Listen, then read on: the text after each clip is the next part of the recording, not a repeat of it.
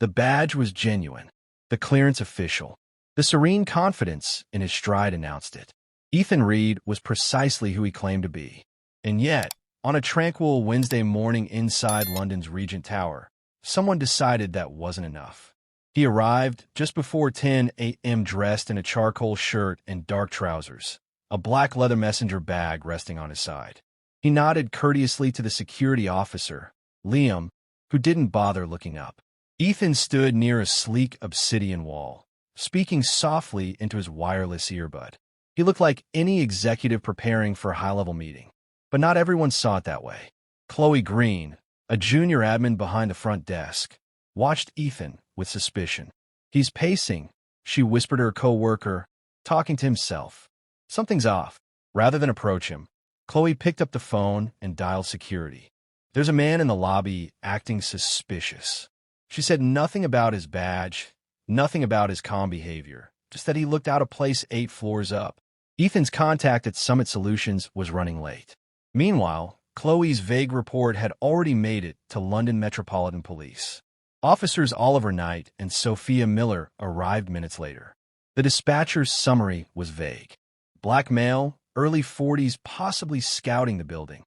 Knight was first through the doors. "Sir, could we have a word?" Ethan looked up, surprised. "Sure. What's this about?" Step away from a wall, hands visible. Ethan didn't panic. "I'm with the agency," he said calmly. "Here for a scheduled brief." Knight squinted. "Agency of what?" "Me 6. Got ID. In my bag?" "Let me get it, sir." "Don't reach." Knight barked suddenly, his hand twitching toward his holster. Ethan froze. "You just asked me for ID," he said, voice still level but firm. Officer Miller stepped closer. "Place the bag down. Open it slowly." Ethan complied. "Side pocket. You can check it." Inside was a metal badge holder. Miller retrieved it, opened it, and confirmed. Photo ID, badge, credentials, all genuine. Still, Knight didn't back down. "We'll need to confirm," he muttered. "You can call Agent Ava Rossi at the Manchester Regional Office," Ethan offered.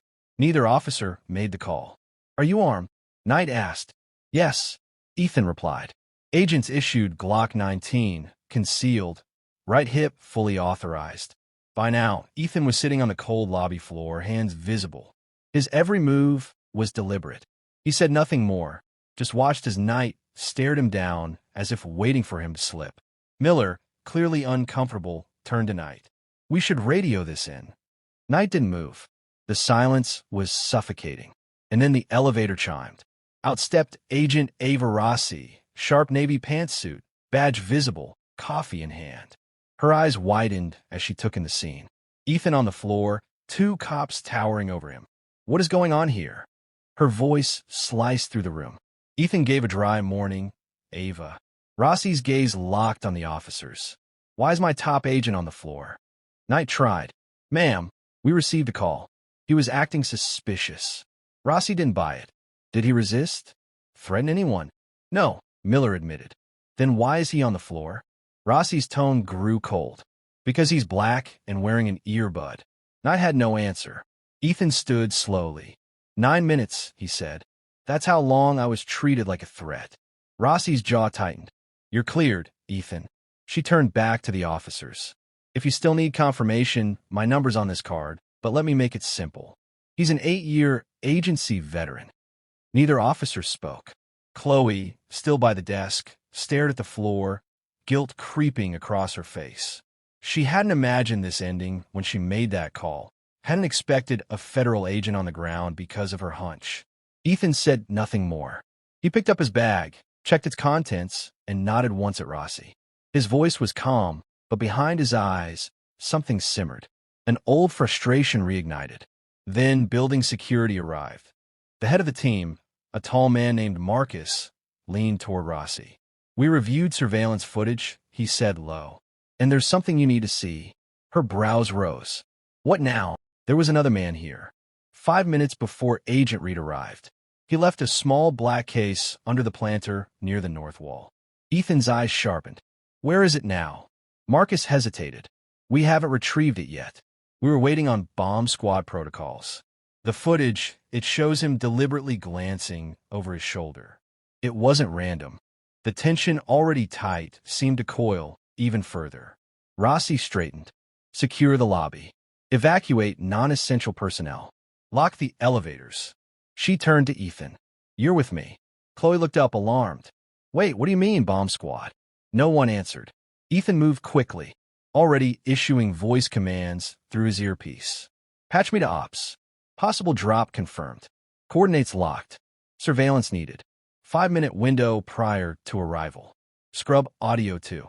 Rossi nodded sharply. We need eyes on the perimeter, and someone call the Manchester office. Tell them we're activating contingency protocol. The ticking wasn't just metaphorical now. Something had been left behind. And it wasn't just suspicion. We've been partners on cases for 3 years, Rossi said coldly. Check his record. He has more commendations than some agents get in 15. Miller accepted Rossi's business card. Knight didn't.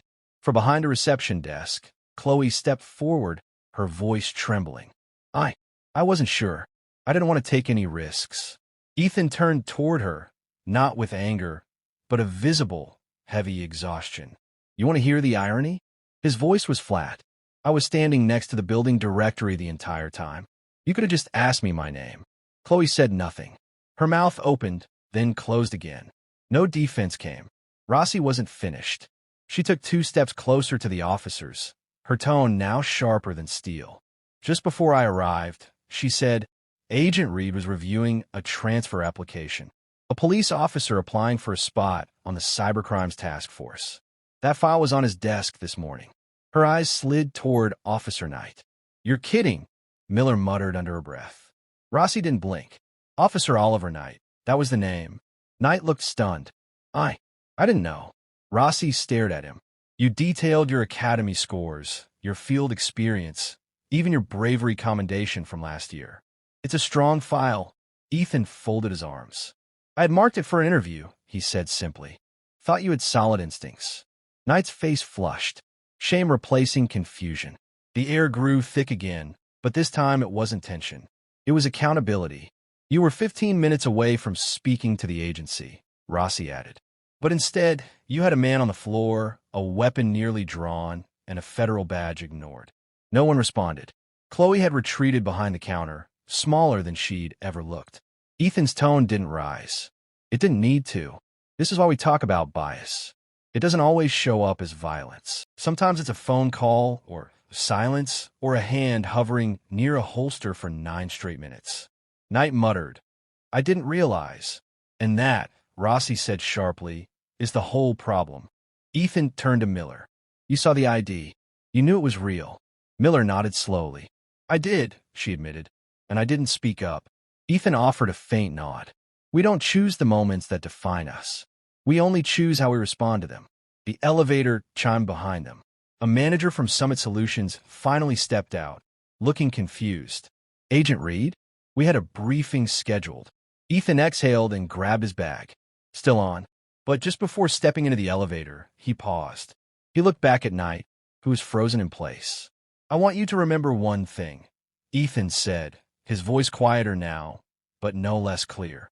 The only difference between you and me in that lobby today, I never doubted who I was. Knight didn't answer. For the first time, he no longer looked like an officer, just a man, reckoning with a moment he couldn't erase. Ethan turned and stepped into the elevator next to Rossi. Chloe remained behind the counter, clinging to her phone like a shield, her eyes downcast.